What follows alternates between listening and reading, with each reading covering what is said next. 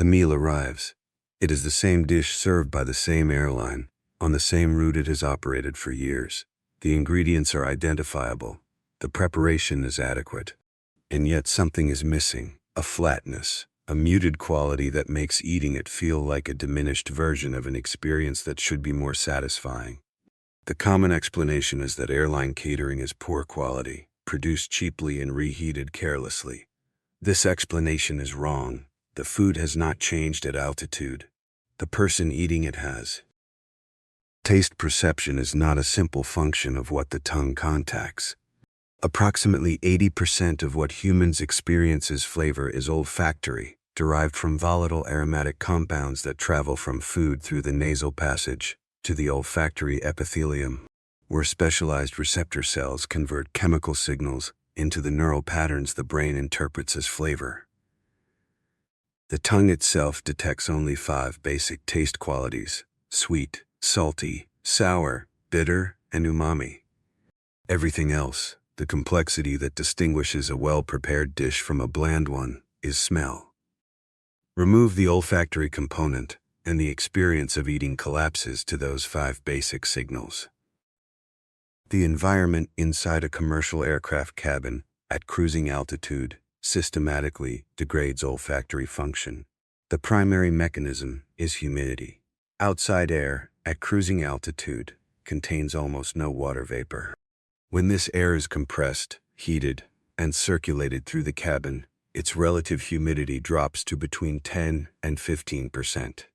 A desert environment typically maintains humidity around 25%. A comfortable indoor environment sits between 40 and 60%. The cabin is substantially drier than a desert. Under these conditions, the mucous membrane lining the nasal passage, which normally maintains a moist surface that dissolves aromatic molecules and presents them to olfactory receptors, dries out. The receptor cells remain present and structurally intact, but the delivery system that moves aromatic compounds to them is compromised. Smell is reduced. Flavor is reduced with it. Cabin pressure compounds this effect through a separate mechanism. Commercial aircraft cabins are pressurized to an equivalent altitude of between 1,800 and 2,400 meters, not sea level, but not the 12,000 meters of the actual cruising altitude either. At this equivalent altitude, atmospheric pressure is measurably lower than at sea level, and this pressure reduction affects taste receptor function directly. Research conducted by Lufthansa, in collaboration with the Fraunhofer Institute, demonstrated that at cabin pressure conditions, sensitivity to sweet and salty tastes decreases by approximately 30% compared to ground-level performance. The tongue's ability to detect these flavors is not eliminated, but the threshold required to produce a perceptible sensation is significantly higher. Food that tastes adequately seasoned at sea level tastes under-seasoned at cabin pressure, not because the seasoning has changed, but because the sensory system detecting it has become less sensitive. The acoustic environment of the cabin adds a third layer of sensory interference that most passengers would not associate with food perception. A commercial aircraft cabin during cruise generates a continuous broadband noise level of approximately 80 to 85 decibels, comparable to a busy restaurant or a running lawnmower. Research published by the Cross-Modal Research Laboratory at Oxford University demonstrated that exposure to loud background noise reduces the perceived intensity of sweet and salty tastes, while simultaneously enhancing the perceived intensity. Umami, the savory taste associated with glutamate, present in foods such as tomatoes, mushrooms, aged cheeses, and cured meats. The mechanism involves auditory-gustatory cross-modal interference. The continuous noise stimulus appears to compete with taste processing resources in the brain, affecting different taste qualities differently based on their neural processing pathways. The practical consequence of the noise-umami interaction explains one of the most consistently reported phenomena in airline catering: the disproportionate popularity of tomato juice on flights. Lufthansa reported that its passengers consumed approximately as much tomato juice as beer on its flights, a consumption ratio that would be implausible in any ground-based setting. Tomato juice is high in glutamate, making it umami dominant. At ground level, many people find tomato juice excessively acidic or flat.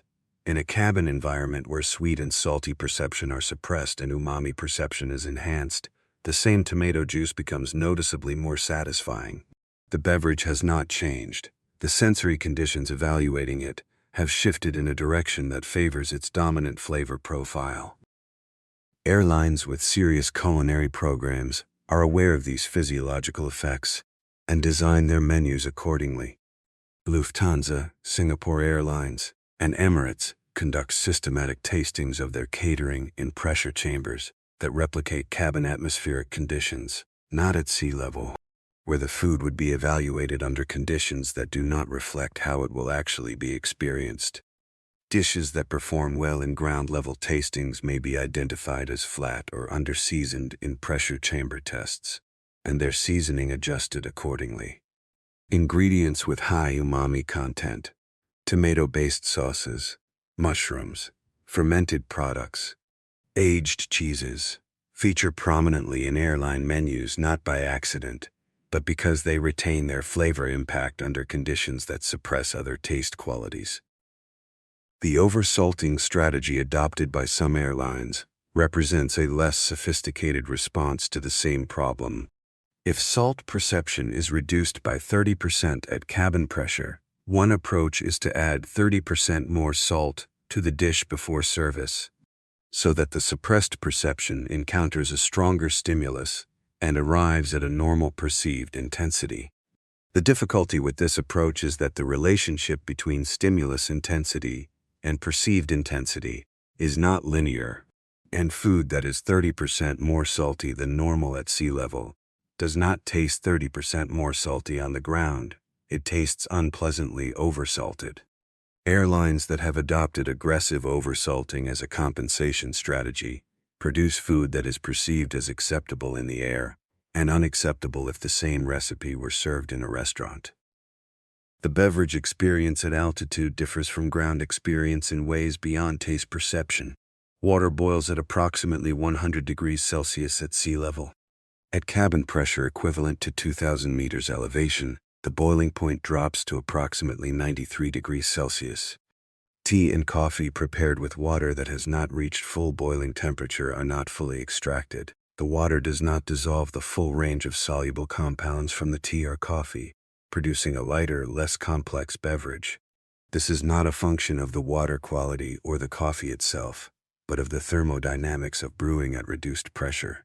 Airlines that serve coffee and tea face a technical constraint that prevents standard brewing from producing ground-level results, regardless of the quality of the ingredients.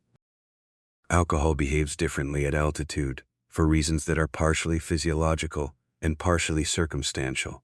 The claim that alcohol is more potent at altitude, that a single drink has the effect of 2 or 3 at sea level, is not supported by controlled research. Blood alcohol level per unit of alcohol consumed does not differ significantly between sea level and cabin pressure conditions. What does differ is the context in which alcohol is consumed. Passengers are typically dehydrated from the low humidity cabin air before they take their first drink. Dehydration accelerates the physiological effects of alcohol, regardless of altitude. Passengers are also frequently fatigued, which reduces alcohol tolerance, and the sedentary, enclosed environment of a long flight provides few competing stimuli to moderate the perceived effects of the alcohol consumed. The result is that many passengers subjectively experience alcohol as more potent in flight, though the cause is contextual rather than directly physiological. The straightforward implication of all of this is that airline food is not fairly evaluated by the standards applied to ground-level food. It is produced for a specific sensory environment, served in specific atmospheric conditions, and evaluated by a sensory system that has been modified by those conditions in ways the passenger may be entirely unaware of. Catering that seems bland on a tray table might be appropriately seasoned for an altitude at which bland is the new normal. The challenge for airline catering is not simply to produce good food, but to produce food that performs well under conditions that suppress the senses used to evaluate it. a design problem with no elegant solution and no equivalent in any other form of food service. The meal on your next flight will taste the way it tastes because your nose is drier than it should be. Your taste receptors are less sensitive than they are on the ground. The noise around you is suppressing your ability to detect sweetness and saltiness, and the water that made your coffee did not reach the temperature needed to brew it properly. None of that is the chef's fault. Order the tomato juice. Drink more water than you think you need. And if the food still seems flat, consider that you are eating it at the equivalent of 2,000 meters elevation, in air drier than a desert, surrounded by noise loud enough to suppress your ability to taste sweetness. The kitchen did what it could. The atmosphere did the rest. That combination of factors, sensory suppression, dehydration, fatigue, and atmospheric chemistry, is why airline food occupies a unique category in the experience of eating, and why no amount of culinary investment fully closes the gap between what food tastes like on the ground and what it tastes like at cruise altitude.